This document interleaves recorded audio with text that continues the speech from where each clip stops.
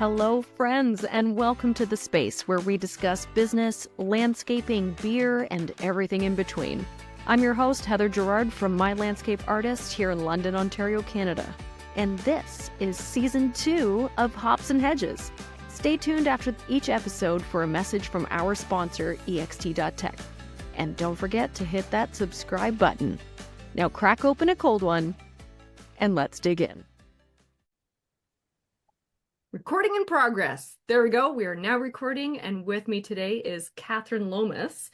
You are the owner, designer, everybody person at Cultivating Nature's Palette here in London. Same city as me. Yep. Hey. I am.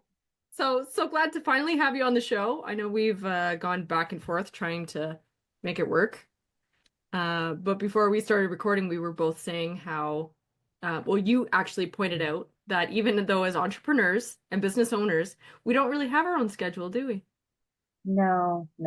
We are, no. Working in this industry, you're at the whim of Mother Nature, and then working as an entrepreneur, you're at the whim of all of your clients and scheduling and around them and their plus schedules. And so, yeah, no. You praise the flexibility, but you have to be agile enough to deal with the forced need for flexibility. Right.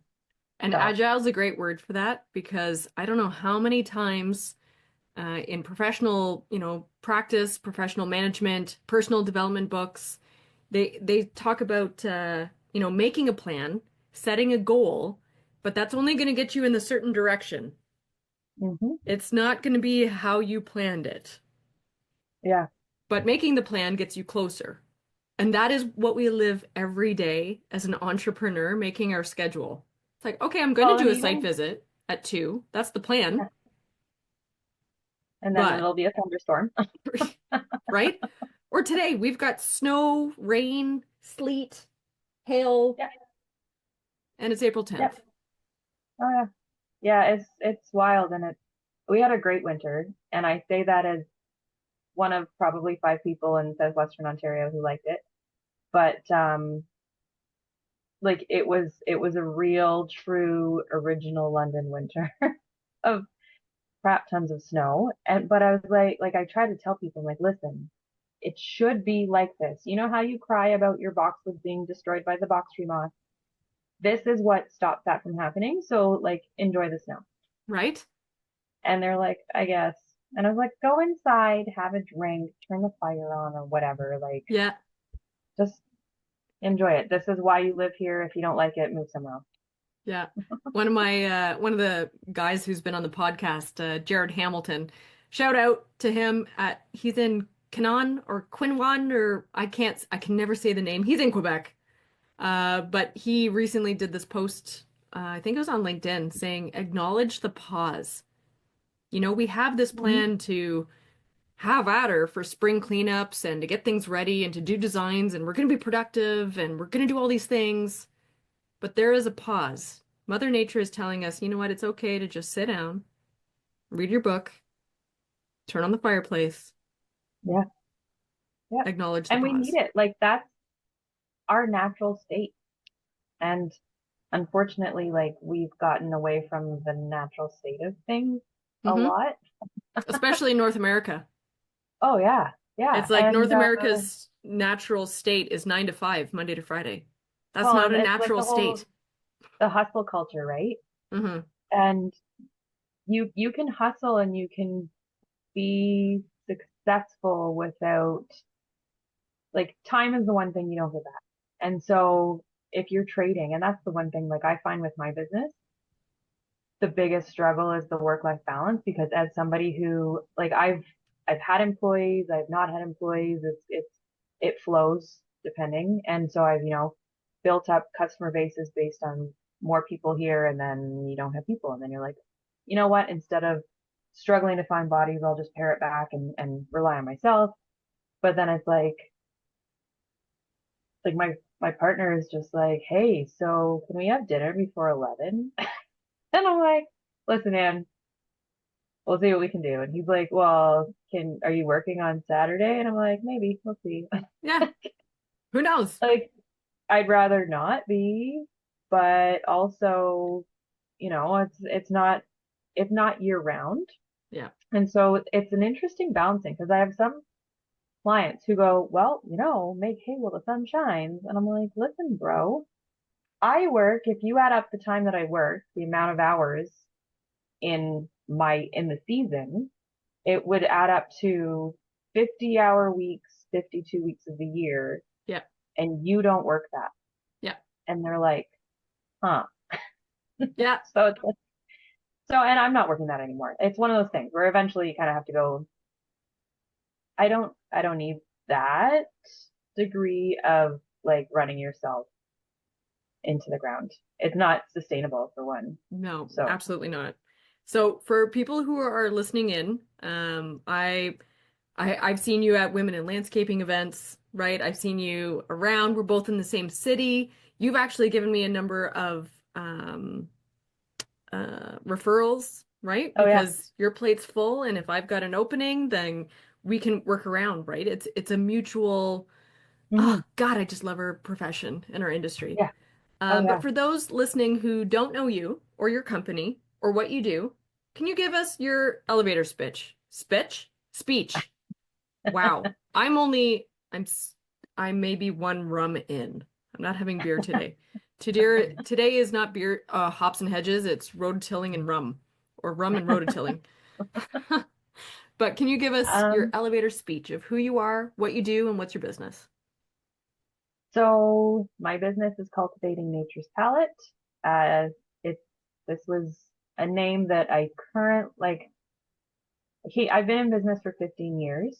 When I first started it, I had worked in landscaping through university, finished my master's in ancient history, and went, okay, I need like a employable career education. So then I went to college out in BC and um, I actually went there for greenhouse and nursery production because I had been working in a greenhouse and I was really enjoying it.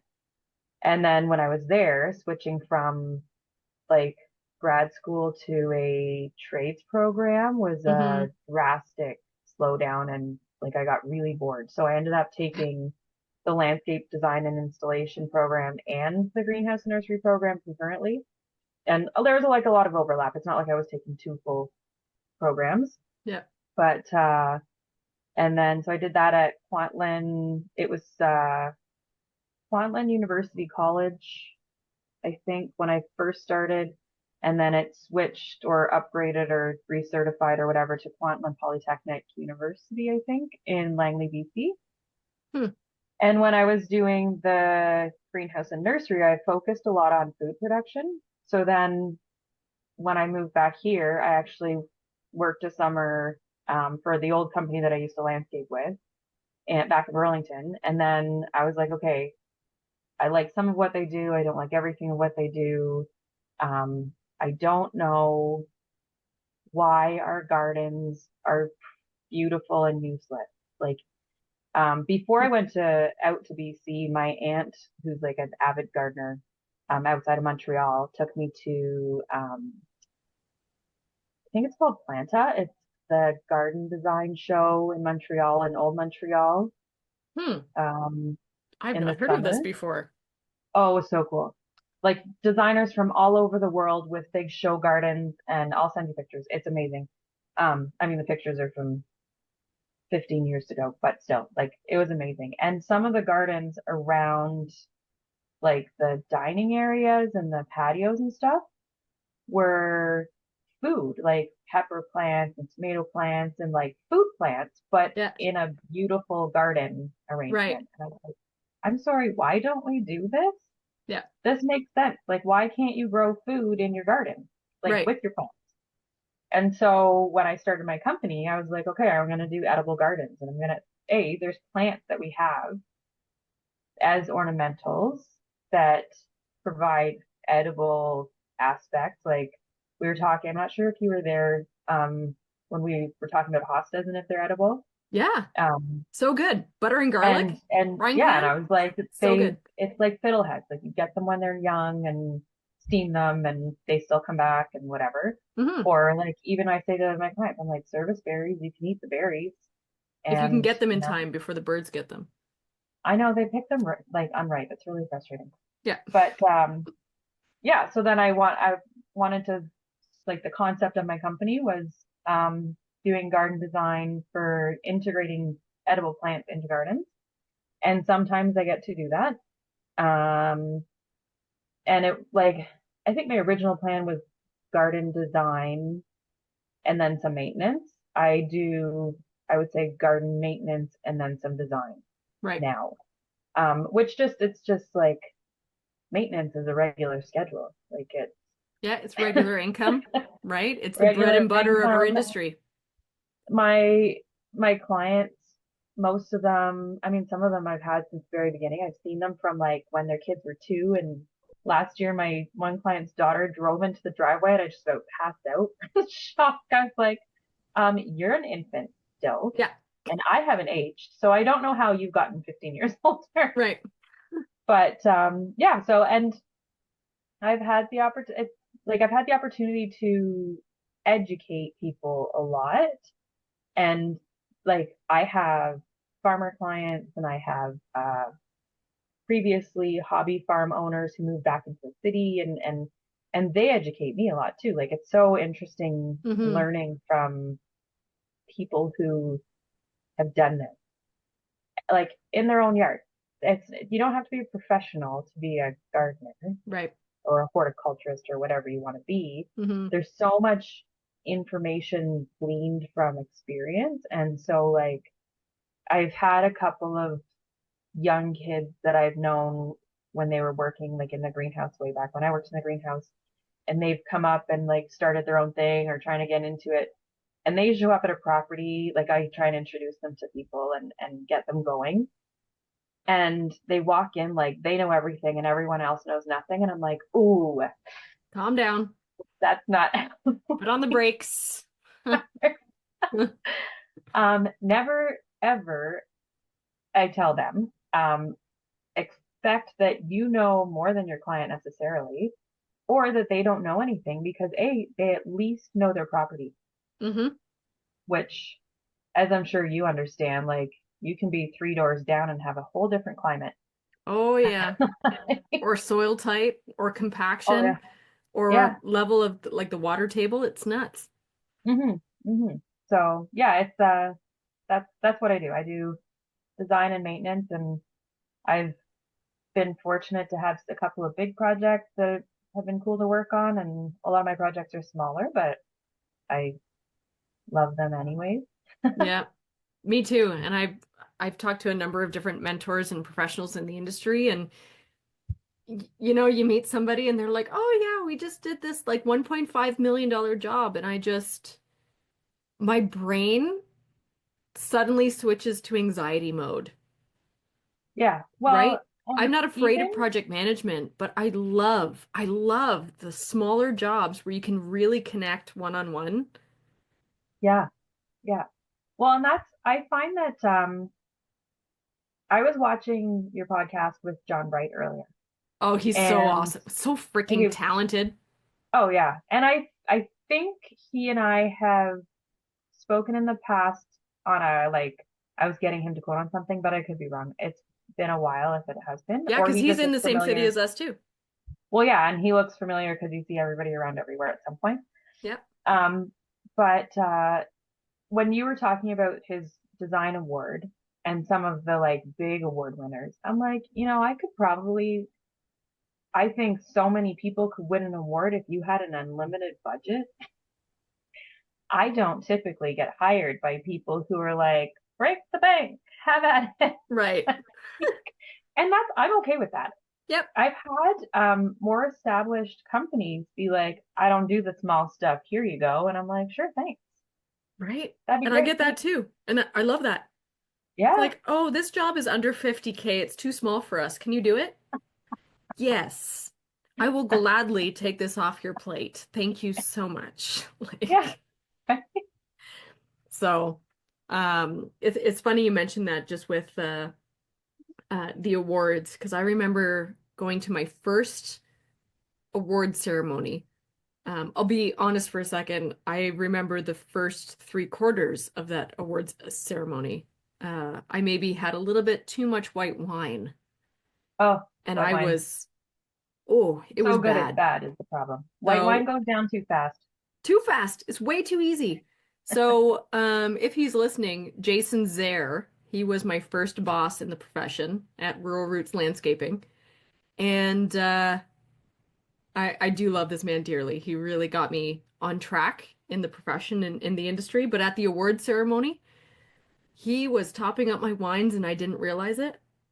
And I'm not sure how many glasses I had, but it was too many. Yeah, I was hurting. I was hurting. But I remember the first, like I said, 3/4 of the award ceremony. And Jay and I were looking at each other and we're seeing who's winning.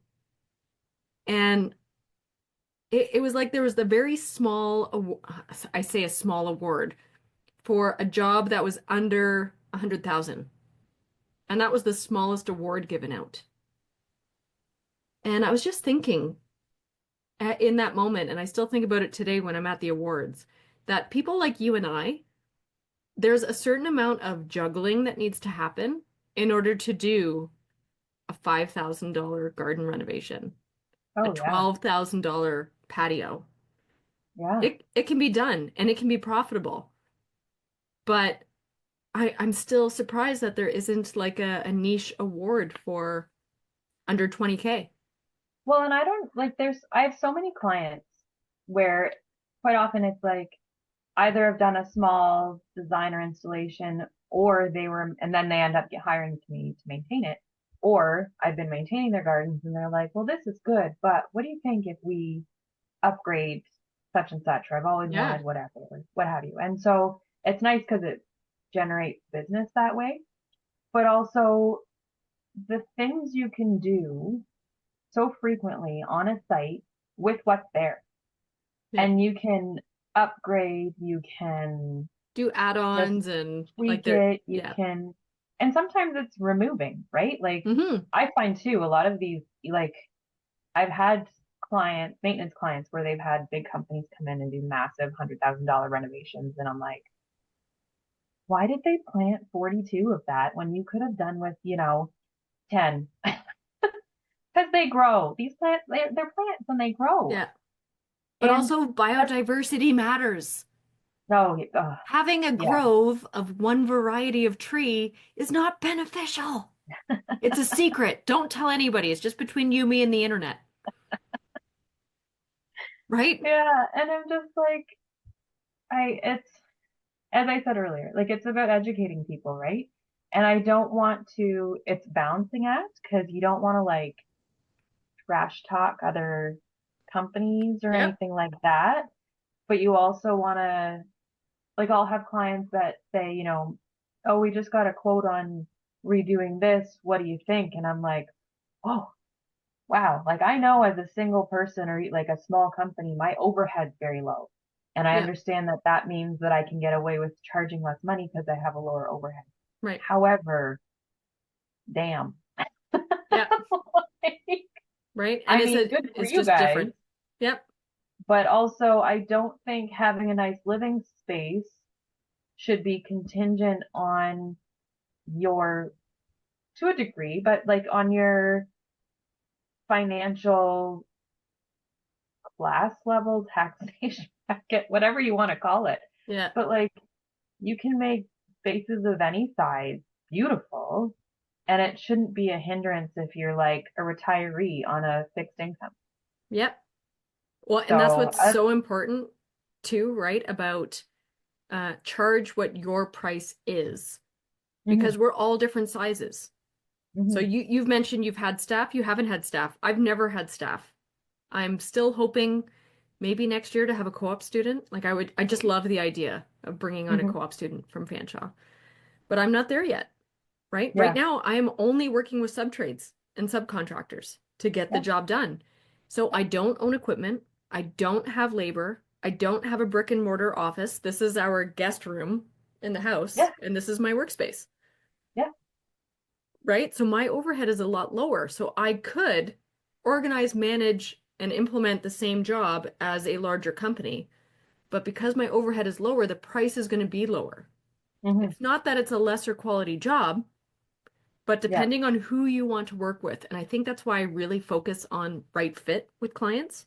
absolutely. Because sometimes we get Oh and yeah. I'm sure you know this too, you get a client and they're expressing what they want and what they're needing. And it's like, oh, you know what? I know a really big company that's local who you need to talk to because I can't do this thing for you. Well, there's so many times where if I'm doing a design that has a huge construction component, I will I have a couple of companies that I'll refer so that the client can get a quote, get Yeah. like multiple quotes. And I say, I don't have, and it's just, I know it's bad business practice or whatever, but I go, listen, I don't have time to be middlemaning things here just to get a couple extra bucks off the top of it. It doesn't make sense for me or for you. So here are the people who will do the construction. Here's the design that obviously they'll buy off of me, but then, and I'll talk with the company as far as implementation, but, we'll do it together, but I'm not like middlemaning from them to, make an extra markup on it, Right. especially because quite often I just don't have time. Like Mm-hmm. I don't want to drop a ball that's like, um, gonna affect a whole project because and then dropping balls elsewhere too because you're just Oh like yeah. overextended.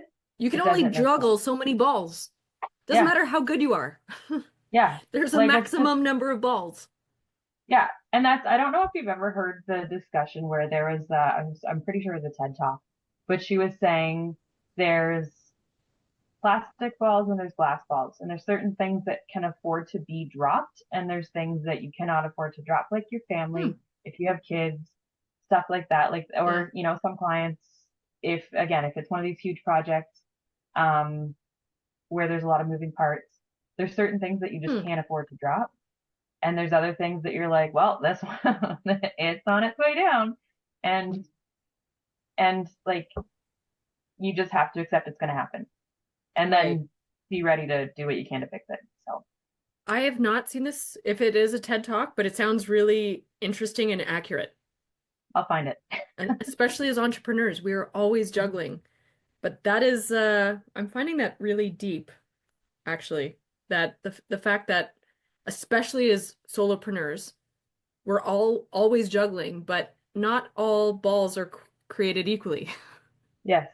Some balls you can drop and it's okay. They'll bounce, Yeah. they'll roll away. You go run after them, which takes time, but you can pick Hmm. it up and keep juggling it with minimal damage. And there are some Yeah. balls that if you drop, you are shit out of luck. Yeah. Yep. Yeah. Yeah. So I have still many questions that I want to ask you and pick your brain about, but I do want to ask you, what are you drinking? I am drinking Sleeman's Original Lager. Um, it's I thought you localish said from water. Guelph. I'm like, Sleeman's has Lager. an original water Original Lager. lager. Yeah. Yep. So I tend to be a lager person. Sometimes IPAs or Excellent. Pilsners or, the lighter Yep. beers. So, I think I've mentioned it on the show before, but do you like coconut rum? I know uh, you said previously before we started recording that you're not much of a rum person, but do you like coconut? yes. So if you take one of those light beers, not Hmm. necessarily a lager, but like Corona, Hmm. or even the Sunbrew, Corona Sunbrew has 0% alcohol, and then you Oh. add a shot of coconut rum, Mm. it tastes like an all-inclusive beach resort with no worries. Like it just tastes like paradise. That's a good taste. So, yeah, just don't have more than two is my word of advice. A little bit too easy to drink. Um, I actually don't have a beer with me today. So, I am putting my foot down slash fist, saying that today it's not hops and hedges. It is rum and rototillers. because I am drinking a rum today. So cheers to you, Catherine. I'm so glad we finally got to make this work. Cheers too. Um, and I am drinking my favorite rum, one of my two favorite rums. This is Kraken. It does come from the States. I know we're in such a political landscape right now is not ideal, but we did top up on our Kraken rum before the tariffs hit us because both my husband and I really like Kraken rum. So the other one that's really good is called Dead Man's Fingers. Oh, I've heard of that one. It is Yeah. delicious. If you can find it. It's not always easy to find here. But yeah, that comes from the UK somewhere. And the rum is actually brewed or distilled or whatever with vanilla beans. Oh, nice. It is very good. It is very good. That would be very good. So your company is called Cultivating Nature's Palette. You're here in Yep. London, Ontario, and you've been running for 15 years. Can I I just have say been. bravo? I tip my hat to you, madam. Thank you. Holy shit. And I said shit. It's okay. This is an adult podcast. There's a disclaimer. I should have told you that before we started recording. That's right. But that is really awesome. So Thanks. Yeah, there's days when I'm proud, days where I'm done. Uh, and days where like it's one of those things I was talking, it's so funny. I was at the designers conference, not this past winter, but the one like 2024, I guess. yep. And I was sitting at a table with this gentleman and I was like, so how do people age in this industry? Because my body hurts Mm-hmm. and I have questioned my life choices not regularly, But often like enough. irregularly enough. And he's like, well, you just keep fit. And I was like, my friend, Wait a second. You're not you just listening. keep fit. Thanks, tips. But and then it was so funny because after he was like, making a big talk the next day because it's Peter, what's his name from Oriole Landscaping, who's Oh like yeah. been all over the place. Peter And I was like, Ganane. oh, I know that guy. Yeah. But and he was actually fascinating because he said, well, like I get it, like we built up a company and then we had a horticulturist who did a lot of our garden maintenance stuff specifically, some design, some Mm-hmm. maintenance. But he was getting essentially too old to do the heavy lifting. And Peter's like, so we bought his company so that we had him, and then he had our employees, and he would train them and lead them and whatever without having to do the heavy labor. And I was Right. like, when are you guys expanding to London? Right. You can buy my company. I'll come work for you. And But that's the thing. it Like was it it's was so interesting, much. and he's just like, well, you just have to like make it doable. And it's like, Just oh, make it work. yeah, There's that yeah, have you ever seen that show America's Next Top Model? yeah. It's funny because I don't watch a lot of girly shows, but I have two guilty pleasures aside from true crime, which is an addiction. But the America's Next Top Model, because of the photography and the creativity, like Mm, they're telling these, it's not so much the models, it's the design, the fashion designers. I yeah. remember the episode where they take them grocery shopping and they're like, okay, you have 20 minutes to grab whatever materials you want to make a dress.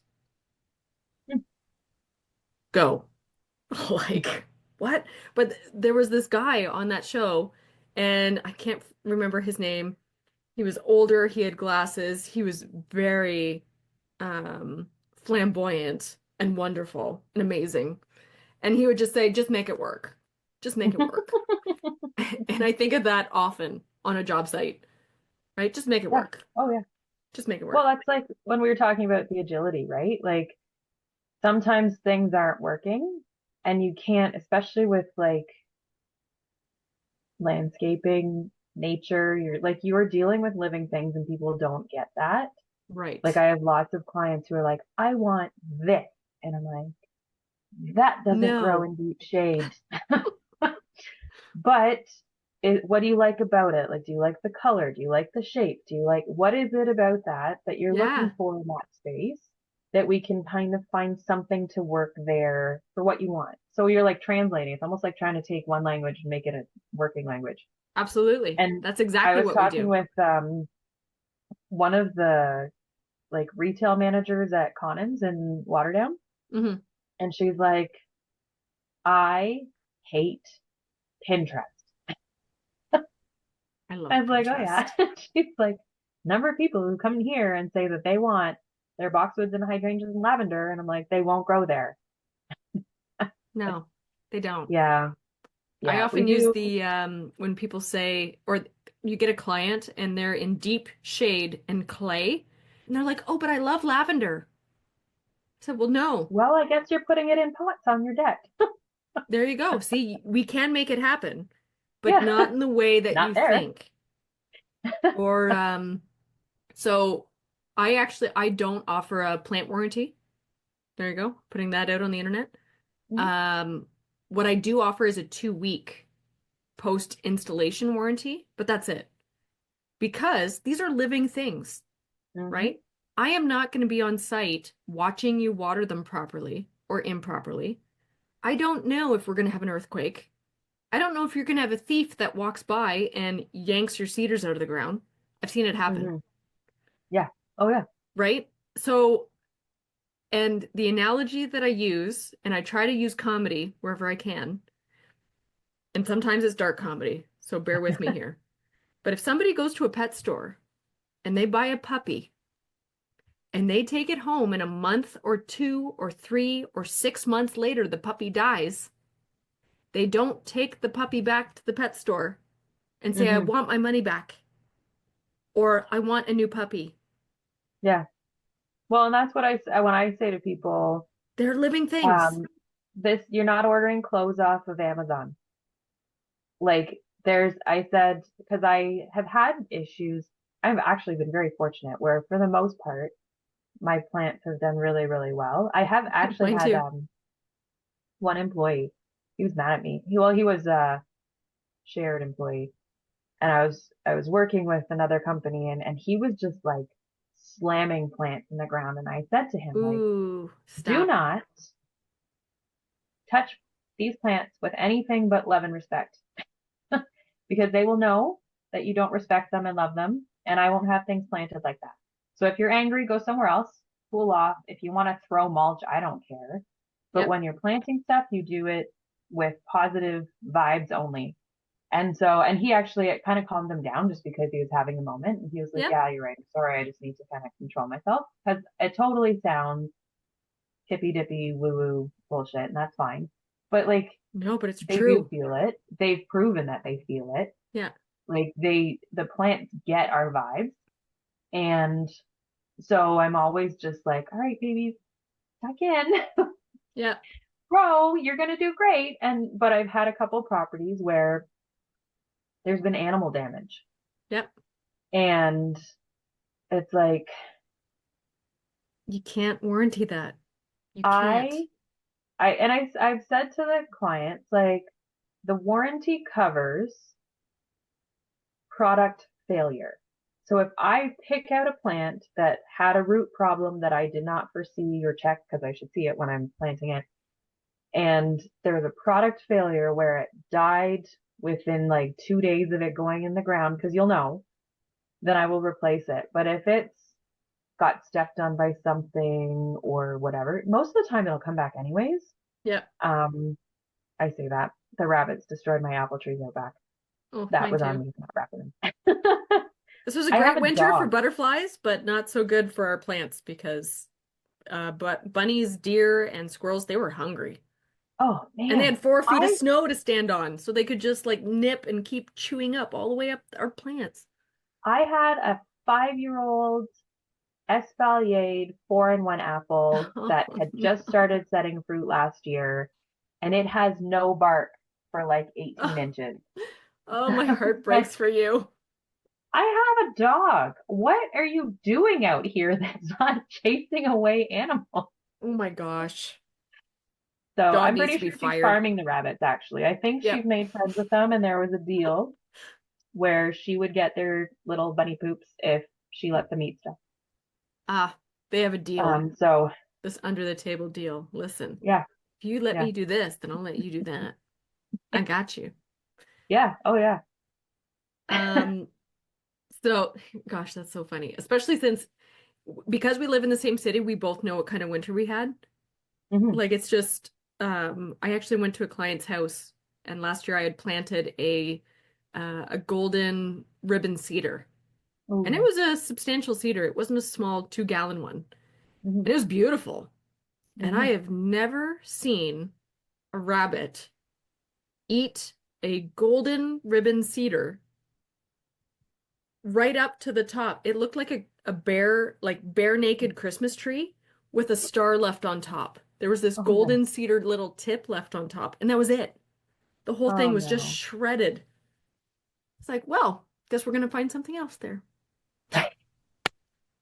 Well, that's it. I'm like with my because I also had a 5-in-1 apple that I just planted in the fall, and my mom's like, I would think that you would know enough to wrap it. And I was like, what did you just? I've never had to wrap stuff Whoa, in my backyard before because I've never had had the winter we just had. no. Yeah. We actually, I wonder, did you get your 5-in-1 apple from Hemans? No, I got it from Home Depot on sale. Wow. Yeah. Okay. Yeah, no, I got a 5-in-1 apple, I want to say 2 years ago, and I bought it for my husband because he likes apples. Hmm. And one of them, one of the varieties had some weird Star Wars name or something weird. I was like, oh, it made me think of my husband, right? And Yeah. yeah, this last winter, the rabbits just destroyed it. So Yeah. I don't wrap it. I'm too busy working on other people's gardens. I'm a lazy gardener at my own house. Oh my gosh, people always go to me, you must have the most beautiful gardens at your house. And I'm like, I No. have no time for that. I have a nice front so that it like represents me. Oh, Okay. I don't. I was just gonna say, do you want to have a competition to see whose is worst? But if your front is nice, then yeah, I already win. Mine's no. My backyard is mud. Um, my previous dog was pretty good at like she'd run around and stuff, but um she was just left things alone. Yeah. And we have two big Norway maples in the middle of the yard. My neighbor's got a huge sugar maple. The other one's there's like just maples all the way around us. So it's pretty deep shade. And then there's one little patch of 4 blades of grass, I think, now at this stage. And our new dog, who's a 2-year-old Great Dane, she's not that new, she's 2, but she literally will like whack-a-mole my plants. Like she just, there's curved, banked edges where she runs. Yeah. And then if there's something that I plant, she just rips it out and runs around with it. And I'm like, no, no, no, we put it in. Don't take it out. And yeah, so I've given up on the backyard. It's Excellent. not We have for a me. toy poodle who's blind and deaf, so he does no damage. Nice. So next time, just get a blind and deaf toy poodle and you'll be fine. We've had 2 Great Danes, so I Wow, suspect the that is toy a big poodle's dog. probably not on the Wow. I've always not wanted a like a Great Dane until I see them drool. I can't do goober. I just can't do it. neither of ours have been drooly. Yeah. Not at all. It's so funny. I don't get grossed out but by many things. And yep, dog drool when it's like a big loogie. I just can't. I just can't, you know? So bring it back. Focus. Welcome to the show. We never know what we're going to talk about. This episode is brought to you in part by Dog Drool. You're welcome. Yeah. One thing that I really like about this show, and in season 1, it really came to um, my, I guess the forefront is that we never get to where we are by ourselves, Oh you no, know? never. And so I always like to give guests an opportunity to give a shout out to their mentor. And you mentioned Mary Jo Pixoto. Pixoto? Yes. Pixoto. Pixoto. Pixoto. Yep. Can you let us know why was she amazing and what has she done for you? So when I first started landscaping, I worked for Grieve Home Maintenance in Burlington, and she was the landscape. So they had like a home reno side of the company and then a landscape side of the company, and she was the manager of the landscape side and the designer. And so when we first started, uh, I was like on a crew with the rest of the guys. I was the only non-office female other than her when she wasn't like cutting grass. Yep. So I did some of the grass cutting and then ended up working just she and I as like a garden team that went around, especially because they have like um high-end lakeshore properties in Burlington and stuff like that, as well as some of the not as high-end residential properties and businesses and stuff. And so she and Mm-hmm. I were the garden team, and we just we hit it off, and she like I loved everything she had to teach me, and so she just taught me more and more and more. And so it was just this, and we would like giggle about ridiculous stuff and have like make jokes about things that were nonsense as usual. And but she would like she was so creative and so like her designs were really interesting, her planters and stuff. Like people don't understand how like what an art it is to design planters and stuff like that. Huge. Like there's just so many, she was really versatile that way. But it was like if I wanted to learn it, she would teach it, and she would just give me any and every ounce of information she ever had. And her partner, they had actually met um at when Sheridan had their horticulture program. Yep. They met there and then ended up working at this company together, and he did the landscape construction and she did design and stuff. Wow. And so he would teach me stuff. He would, when I first started my company, I got this job in Burlington through a friend, to do just like garden curbing. Well, I was like, oh yeah, I could do that.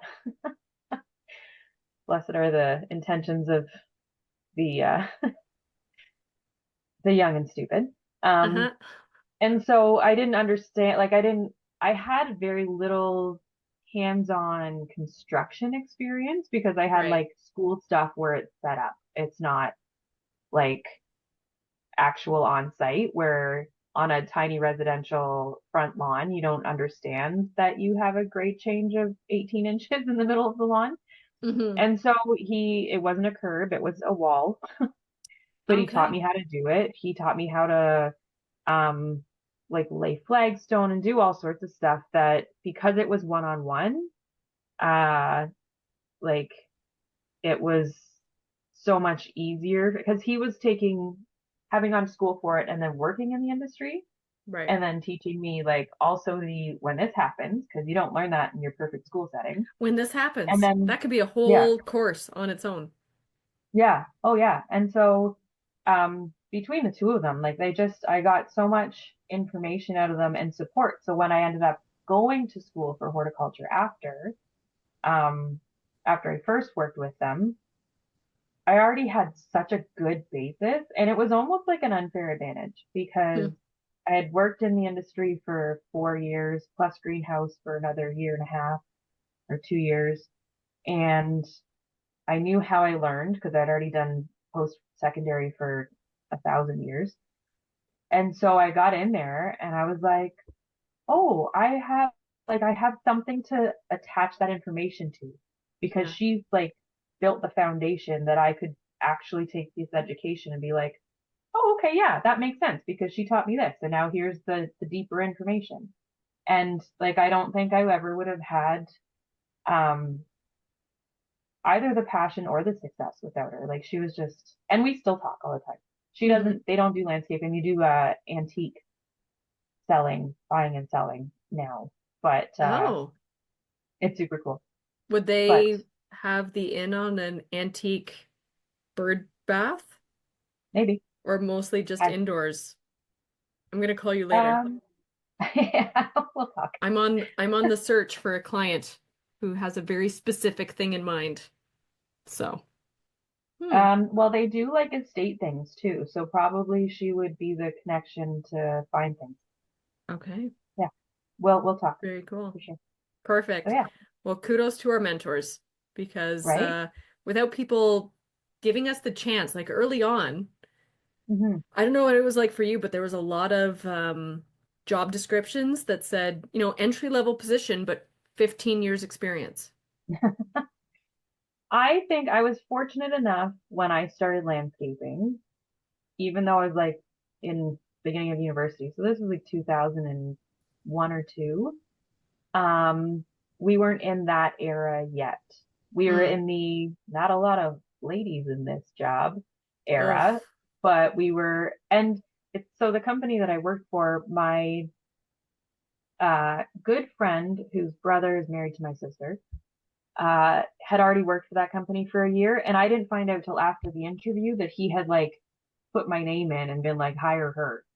So Hmm. after the guy that ran the company was like, oh, he was right. I was like, who was right about what? Who was right? So I had that like somebody speak up for me to start with.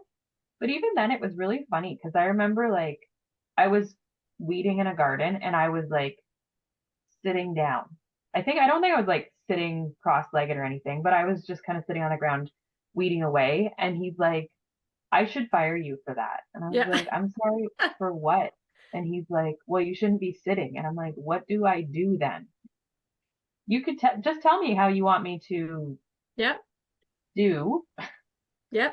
And like, he's not wrong. It did, No. like, I understand like the image and everything and the fact that you can't move along if you're moving along and so Yeah. on. And it's not a gender thing.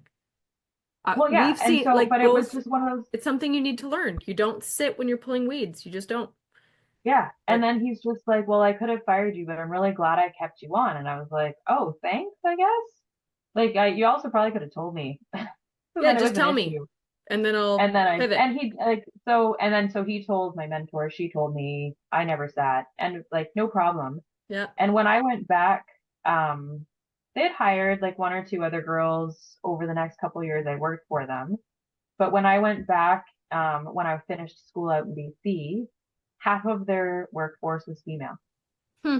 And he said after, like, because I only worked for the one season and I was moving back to London, and he said, it's because of you that we have this many girls here because I never noticed the difference between the attention to detail that you had versus the guys. And I Yes. was like, I didn't know that was a thing, but great, thanks. I am Like I very never, much when promoting, I was younger, I never everybody really is, noticed the difference between like male and female. yeah. Like I never felt like the girl. And the Yep. guys there never treated me like the girl. Yep. But later on, it was discussed more, and I was like, oh, you're welcome, I guess. Like, there's definitely strengths. I mean, Yeah. I love having a guy around to do just the brute strength stuff. Yep. And that's the thing. But We all have strengths. And I mean, it's not always gender related, but mhm, there is from the 15, no, 12. I'm getting ahead of myself. I've only been in the profession for 12 years, mhm, but I've worked at 5 different uh professionals, like jobs, companies, and I've also worked with a number of different subcontractors, and that is the one thing that I see is that if you have a female or someone who identifies as female on the job site, the attention to detail that that one person will bring, and what I'm talking about is the setup and the cleanup. mhm. And at the end of Yeah, the job, when you're like, okay, yeah, we're done, it's going to be that female identifying person who says, you know what, that one paver is actually higher than the rest of them in the edging. Let's just go and tap that again. yeah, Right? Like that level where I find, generally speaking, male identifying people, they come in, they put everything down. Oh, it looks great. Let's leave. yeah, And it's going to be the female identifying individual who says, you know what? We blew off the driveway, but there's like still a pile by the garage door. I'm just going to hit that quick before yeah, leaving. Like that kind of sort of thing. So, yeah. um, a very good point. I do still, we're running out of time here, but I have 2 things that I still want to pick your brain about. One of them is that I loved on your pre-interview questionnaire, you said that, and I quote, unofficially, I joke with employees that I also offer counseling services. And the Yeah. the light in me sees the light in you, and that is beautiful. I don't know how Yeah. many times, not just with staff, not just with subcontractors, but also working with clients. Sometimes we are marriage counselors. Sometimes we Oh, are life right. coaches. Sometimes Yeah. we are soul coaches. Yeah. And it's something that I don't think a lot of designers and salespeople are tapping into. And I don't Yeah. necessarily think of it as it's not a sales tactic because it came naturally to you and I. But it's so true. We are Oh, not yeah. just design and sales, we are counselors. Yeah. Well, there's like, I don't think people fully get that we're being invited into somebody's home to like impact it. Yes. And when you're doing maintenance, you are a fixture in their home, Yeah, whether they're, like you have a regular presence there, like they're cleaning ladies and like what, like they're like, you develop a relationship that isn't just someone passing by. right. And whether you want to admit it or not, or they want to admit it or not, you witness the comings and goings of their life. Like I make an effort never to look in people's windows Yep, that's a good point.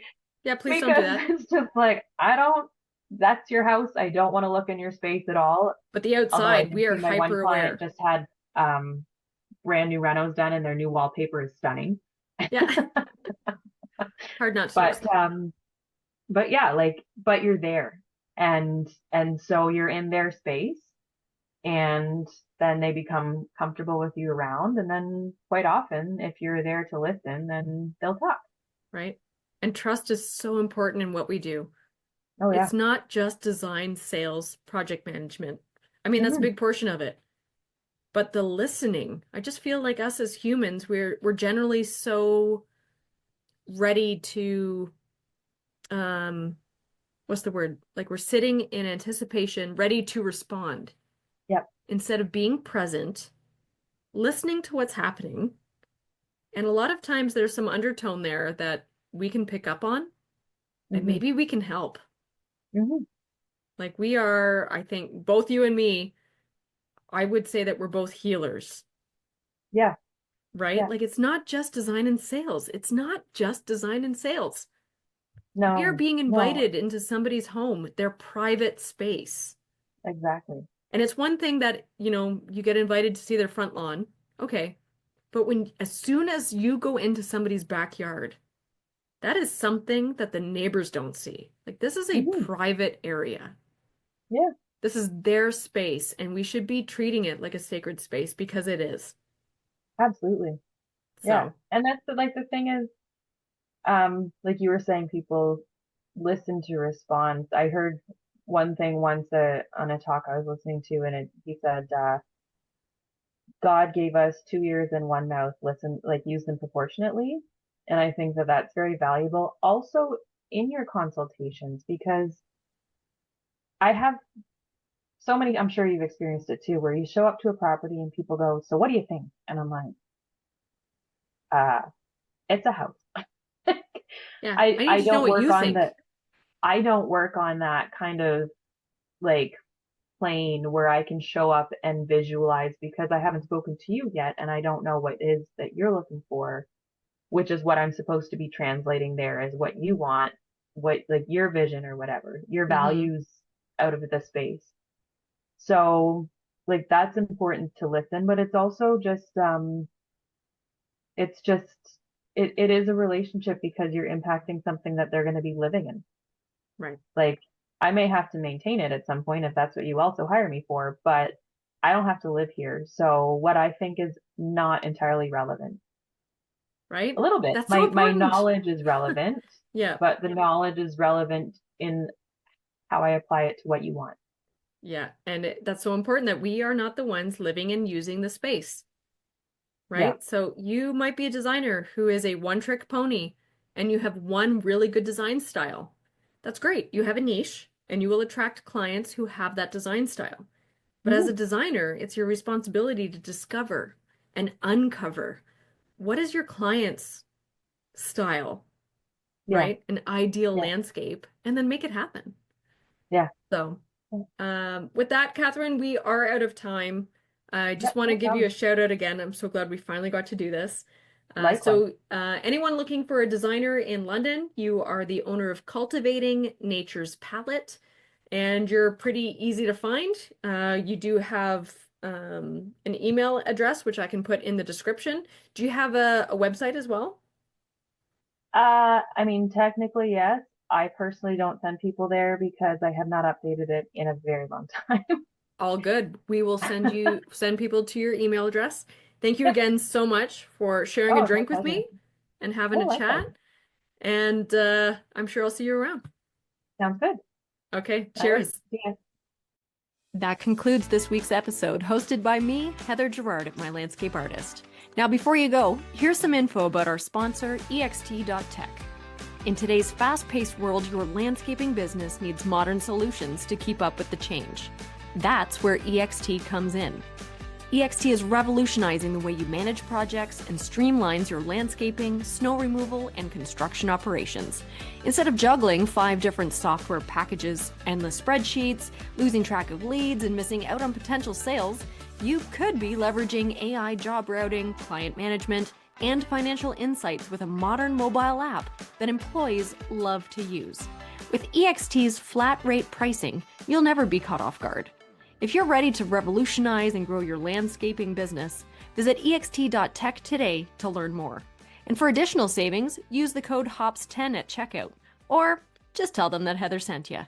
See you next week for another episode of Hops and Hedges.